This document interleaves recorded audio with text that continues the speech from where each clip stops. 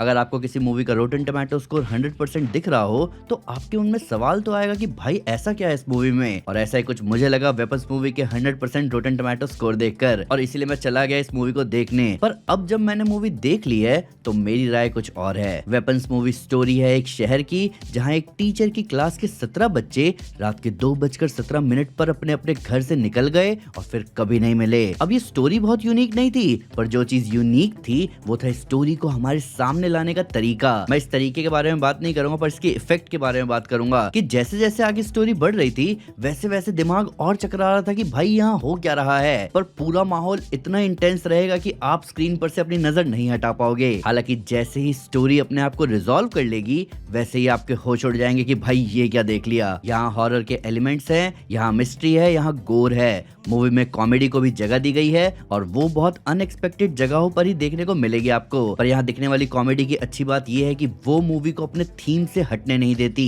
इन सब के ऊपर मूवी में एक अनएक्सपेक्टेड एलिमेंट है और सारी मिस्ट्री इसी एलिमेंट की तरफ जा रही है। पर मैं अगर अपनी बात करूँ तो मैं इस तरह के अनएक्सपेक्टेड एलिमेंट का उतना फैन हूँ नहीं, पर मैं समझ सकता हूँ कि एक मिस्ट्री हॉरर का ऐसे अनएक्सपेक्टेड एलिमेंट पर रिलाई करने का पूरा सेंस बनता है। मैं इस मूवी को एक सेंस में कंपेयर करना चाहूंगा द लाइफ ऑफ चक और 28 इयर्स लेटर से। इन मूवीज में भी ऐसे ही हॉरर के एलिमेंट्स दिखाए गए हैं, पर फर्क बस यहाँ ये है कि इन मूवीज में दिखने वाले अनएक्सपेक्टेड एलिमेंट्स कहीं ना कहीं आपको सेटिस्फैक्शन देते हैं और बेस्ट केस सिनेरियो में आपको एक नजरिया देते हैं। जबकि वेपन्स के लिए मैं कहना चाहूंगा कि ये एक बिल्कुल ही डिफरेंट टेरिटरी है, पर यहाँ हॉरर के एलिमेंट्स वैसे ही कैरी किए गए थे। इन सब के ऊपर बैकग्राउंड में भी जो बातें सुनाई देती है और इवन लेसन्स के थ्रू जो थ्रेट के नेचर के बारे में बात हुई वो बहुत ही अच्छा टच था, और मेरे ख्याल से कई लोगों को ये चीज पसंद आएगी कि स्टोरी का राइटर मूवी के हर हिस्से को स्टोरी के बेनिफिट के लिए यूज कर रहा है। अब मुझे लगता है कि अगर मैं इससे ज्यादा मूवी की स्टोरी के बारे में डिस्कस करूंगा तो शायद मैं आपको स्पॉइलर दे दूंगा। तो अब आगे बढ़ते हैं और बात करते हैं डायरेक्टर की। इस मूवी को डायरेक्ट किया है जैक क्रीगर ने। जैक ने इस मूवी को लिखा भी है और जैक ऑलरेडी हॉरर में अपना दम 2022 की बारबेरियन से दिखा चुके हैं। उनके बैक टू बैक 2 जबरदस्त हॉरर मूवीज को डिलीवर करना कहीं ना कहीं हमें बताता है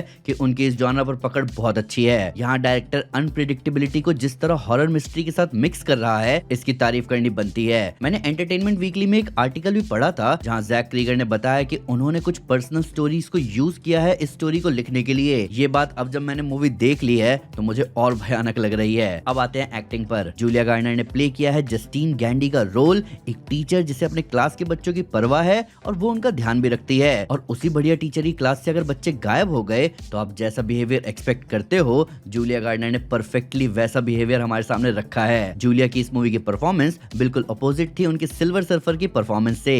जहां सिल्वर सर्फर के चेहरे पर एक्सप्रेशन ना के बराबर थे, वहीं यहाँ जूलिया ने पूरी लाइब्रेरी सामने रख दी एक्सप्रेशंस की। जॉश ब्रोलिन इस मूवी में प्ले कर रहे हैं आर्चर ग्रैफ नाम के पिता का रोल, जिसका बच्चा जस्टीन की क्लास में था और वो अब नहीं मिल रहा। मैंने सुपर हीरो मूवीज के अलावा जॉश ब्रोलिन की ज्यादा परफॉर्मेंस देखी नहीं है, पर मैं इतना कहना चाहूंगा कि उन्होंने बहुत अच्छे से दिखाया है एक पेरेंट का स्ट्रगल। पहले पेड्रो पास्कल इस रोल को प्ले करने वाले थे, पर फैंटास्टिक फोर फर्स्ट स्टेप्स की वजह से उन्हें इस रोल को छोड़ना पड़ा।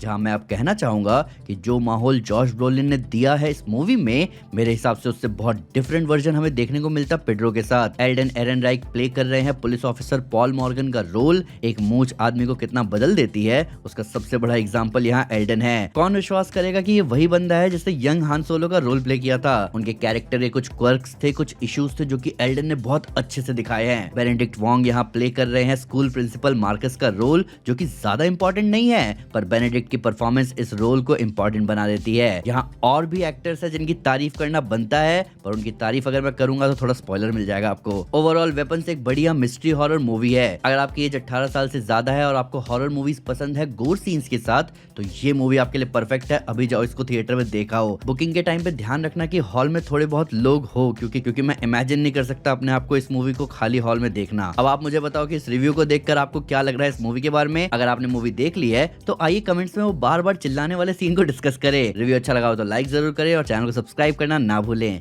Thank you guys, this is Aman Sinha and you are super super. Piece.